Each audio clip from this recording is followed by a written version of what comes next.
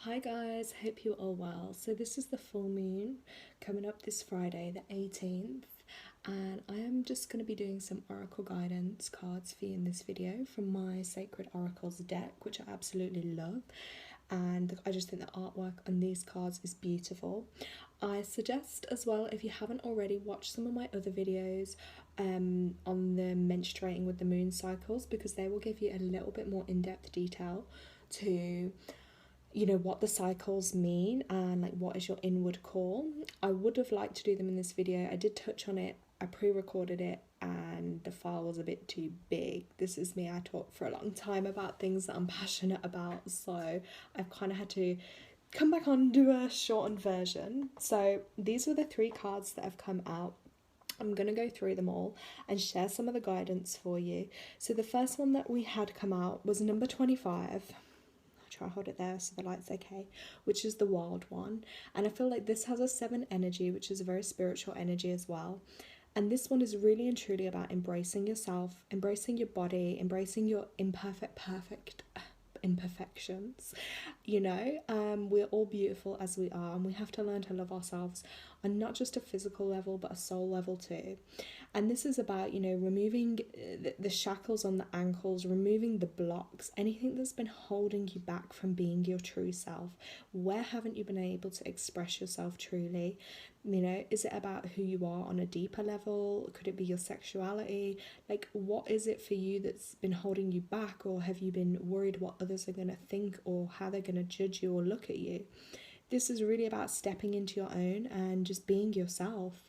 And I feel like the fire is very symbolic with the full moon coming up, about releasing what doesn't serve us anymore, toxic thoughts, toxic people. It could be past pain, past traumas. Those of you that suffer more with your cramps and bloating and pain at this time of the month, I know full moons tend to have a more impact on the emotions, and then obviously the emotions with the hormone changes through the cycle. But are you holding on to past pain, past trauma, past hurt? That will be stored around your root and sacral chakras. So look at where you can, is like allowing some of that pain and trauma to come up, processing it, being kind with yourself, and releasing and embracing your healing with this. You might even want to set up, if you've got a garden or an outside space, like a little fire, and actually write your list of what you want to release that's no longer serving you. You could burn that. And also spending some time in front of the fire, the earth elements, is really beneficial. The flames as well help us connecting to source. They strengthen your third eye area as well when you do flame watching. Same if you can't go outside, candles are just as good too. So this is what I feel your message is with this card. The second card we have, again, beautiful artwork on these. This is number 48, the clitoris.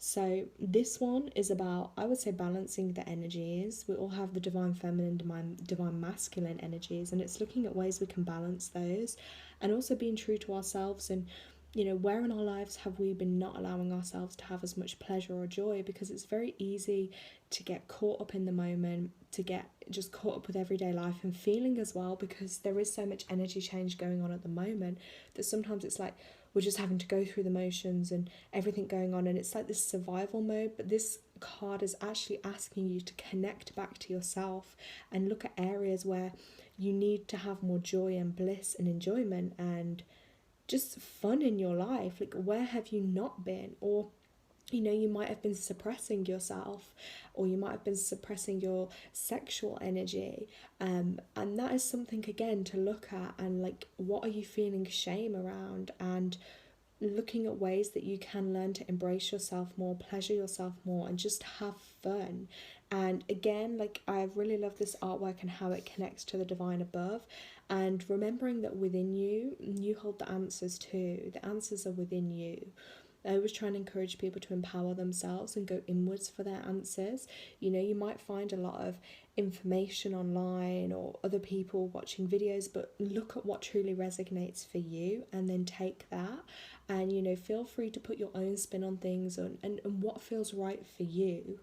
And that is really what this card is about. And just remembering you are divinely you, so embrace you and learn to have fun more, because I feel like that's a big thing. And especially, when we have got this intense energy that affects our emotions, and it literally feels like, just like the moon, everything's swelling and getting bigger, that sometimes it's nice to just see the fun in the joy in situations too. So maybe you could plan something if you feel up to it, or just have an evening for yourself, a cozy evening, but prioritize yourself and what gives you joy. So that is really an inward call to see where that lies for each of you.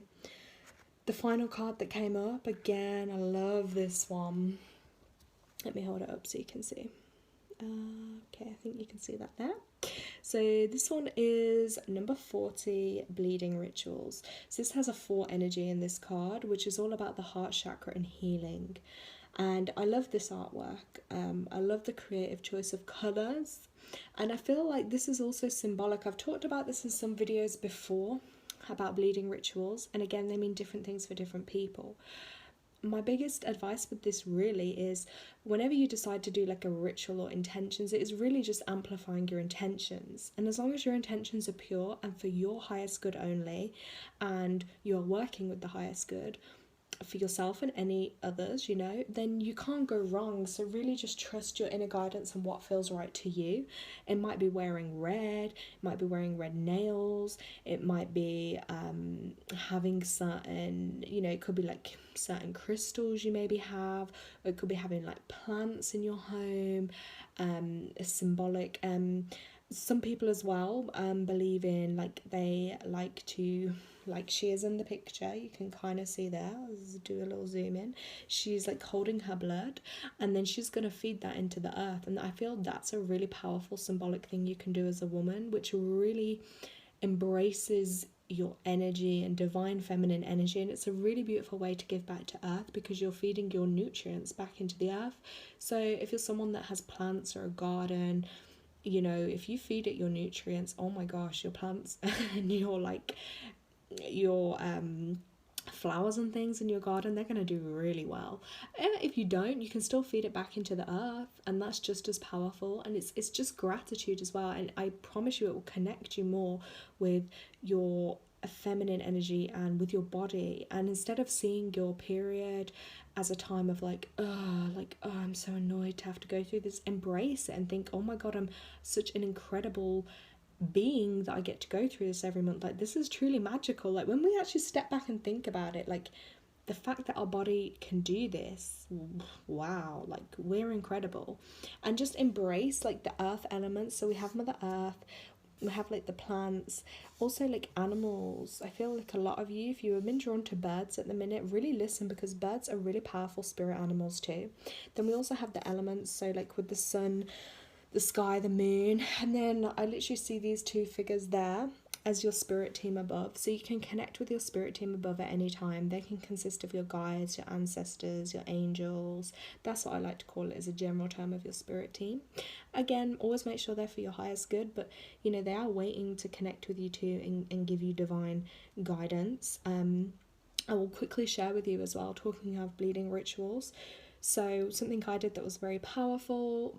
So with my last new moon intention list, when I had my period, it wasn't on the full moon cycle, and I literally used some of the blood, I mixed it with water, and I fed some into the plants, and then I also used some for my new moon intention list. And I just set up, with my candles, and I set the intention, I cleansed my energy, cleansed the room, and I literally just went along each intention and I blessed it with a bit of the blood. And for me, that was symbolic of enhancing the energy to my intentions that I'd set, and it was really powerful. And I definitely feel like some of them are already coming through, my intentions that I've set, and I just feel like it adds an extra element to some people call them, the rituals, and it's really powerful. But it made me feel even more connected to myself, and I felt proud, and it made me feel good. So I think for any of you maybe that have been thinking about trying your own little rituals, like I say, it could be something simple, what you're going to wear, or it could be an intention you're going to do. This just amplifies it. So really connect with yourself, get creative, and do what feels right for you. So these are basically the 3 messages for this particular cycle. So whenever you watch this on a full moon cycle, I trust that this information will be relevant. thank you so much for watching. Make sure you're subscribed to get new notifications of new videos. Thank you.